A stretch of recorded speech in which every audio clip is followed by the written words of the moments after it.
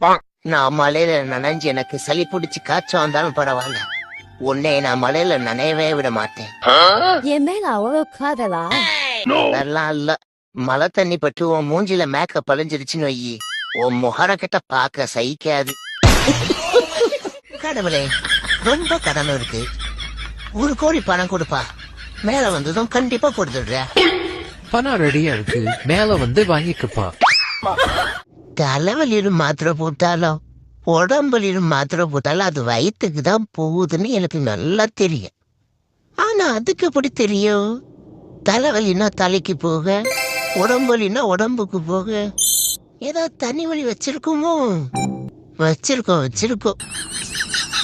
எப்படிதான் சம்பாதிக்கிறானே தெரியல. திடீர்னு 50 லட்சம் ரூபாய்க்கு இன்னொரு கார் புக் பண்றானே, வருஷத்துக்கு 2 தடவை பாரின் டூர் வேற போறானே. நம்ம பொழப்பு ஒரு 500 ரூபாய் தோசை கிலோ வாங்குறதுக்கே ஆப்பருக்காக காத்துட்டு இருக்க வேண்டியதா இருக்கு. போங்கடா.